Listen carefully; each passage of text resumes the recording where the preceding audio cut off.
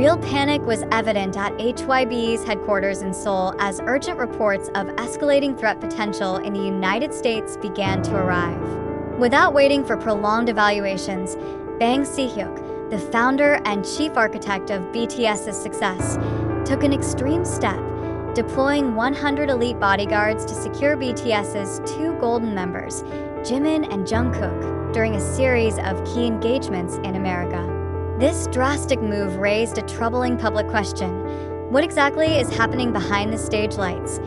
This security measure was not merely an ordinary precaution. The decision came just hours before Jimin and Jungkook were scheduled to attend a major collaboration event with BTS's global partners, as well as closed-door meetings with entertainment and cultural diplomacy figures in the Los Angeles area. Internal HYBE sources revealed that the threats came not only from uncontrolled crowds of fans, but also from private intelligence reports citing foreign entities, allegedly plotting disruptions against Korean cultural icons abroad. Is this threat real or part of an advanced image-building strategy? That's the question now hanging amid the debris of global frenzy. What is certain is that deploying 100 bodyguards, not ordinary staff, but an elite force with training on par with special military units, marks the highest level of security protocol ever implemented by HYBE for its artists abroad. Some were reportedly former international security contractors, ex-military personnel, and VVIP bodyguards specialized in protecting diplomatic figures. This move also opens a new chapter in the history of managing Korean celebrities on the global stage. Previously, such protocols were only used when BTS visited the UN headquarters or attended official intergovernmental meetings. Now, Jimin and Jungkook walk under the same level of protection as heads of state. So why, in the United States, a country with modern, powerful security systems, is there a need for such an extreme security effort? According to investigative reports from American entertainment media correspondents, HYBE's concerns escalated after a series of unreported incidents at crowded fan hotspots during South Korean artists' global tours. In Dallas, for instance, fans reportedly attempted to breach VIP lines, causing chaos at the hotel where Jungkook was staying. Meanwhile, in San Francisco, Jimin barely exited the back door of a shopping center due to an undetected fan crowd buildup. What makes this case different is the direct intervention of Bang Si-hyuk. He not only signed off on the personnel deployment, but was also said to have led an emergency meeting from Seoul until dawn local time. In leaked documents shared with Korean media, Bang was quoted as saying, "If Jimin or Jungkook gets even a scratch, not only will HYBE's reputation be destroyed, but the world's trust in Korean culture too." That sentence has become one of the most widely shared quotes on Asian music industry forums. This move has also sparked wide speculation that HYBE is executing a high-level strategic maneuver, transforming Jimin and Jungkook into not just pop stars, but unofficial diplomatic symbols carrying Korea's cultural mission into the geopolitical arena.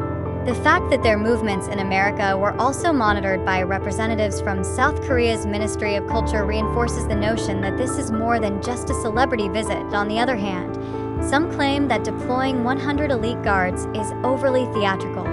International observers have questioned the motive behind such a symbolic number. Do they really need 100 people?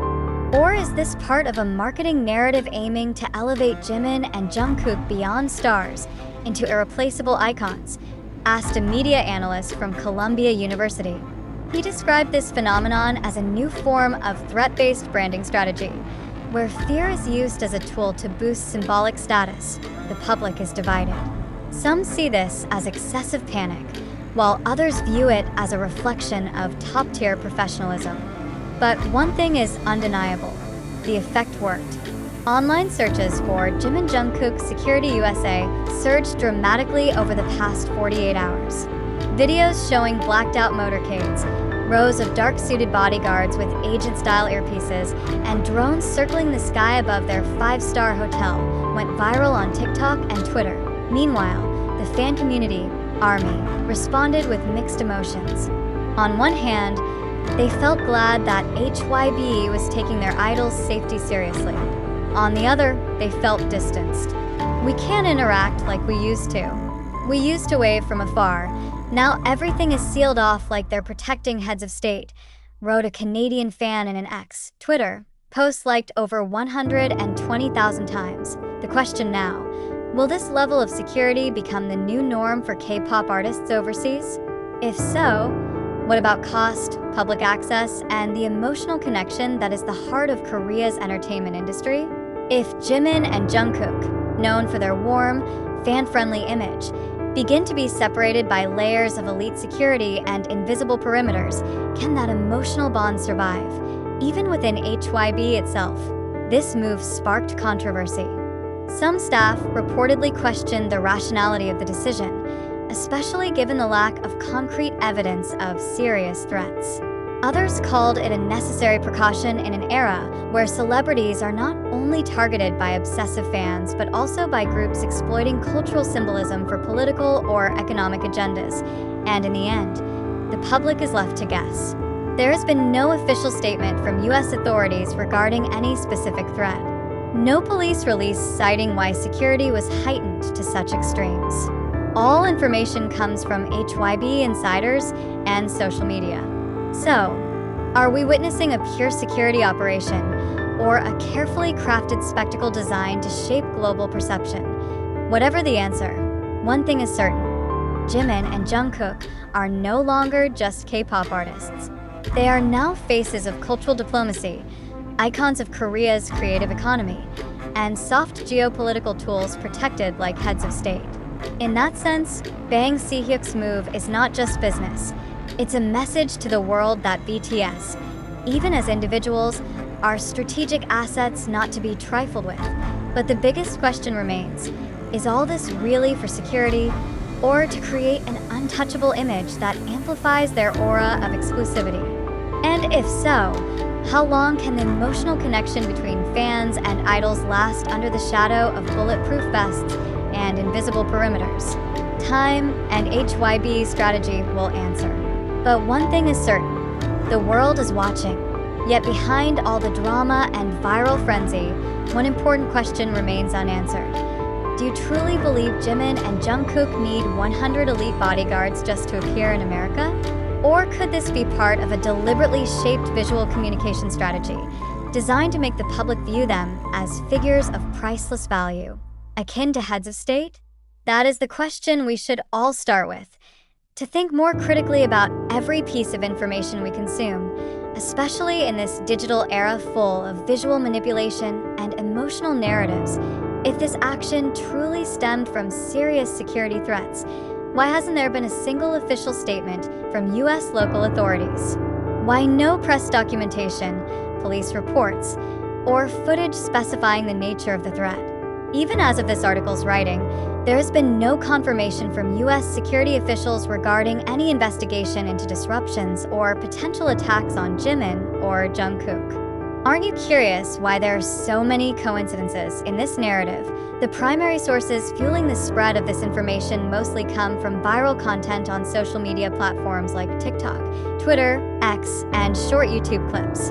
No official references, no press conferences, and more worryingly, no attempt from HYBE itself to clarify or correct the growing narrative.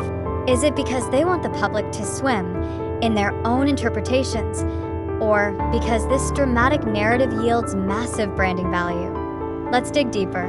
Is the 100 bodyguards figure realistic?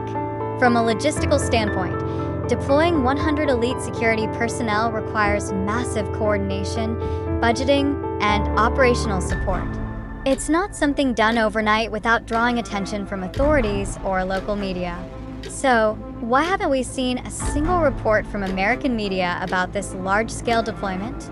If such security were applied to a top Hollywood star like Taylor Swift or Beyoncé, local media would be all over it. So, are we witnessing reality or a strategic illusion designed to shape perception? This is not merely an accusation or conspiracy theory. It is a call to begin questioning every narrative that comes with excessive dramatization, especially involving global figures like Jimin and Jungkook. As consumers of information, we must go beyond sensational visuals or emotional quotes. It's essential that we all understand.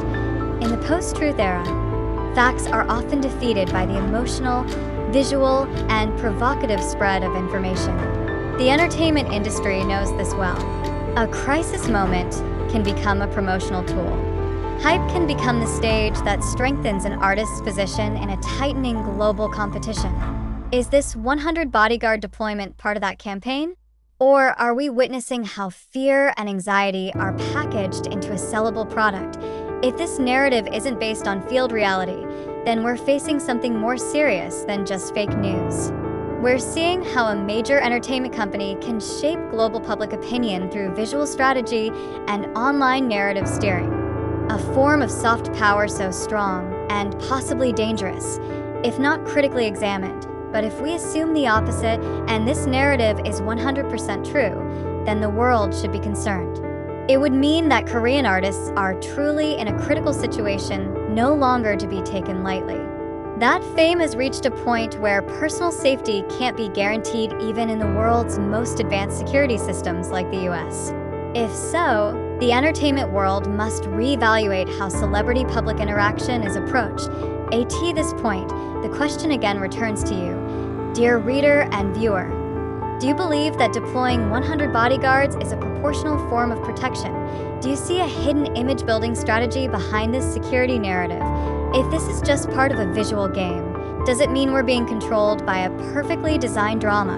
Who truly benefits from this narrative? HYBE, Jimin and Jungkook, the media, or us, the fans and viewers, both entertained and stunned?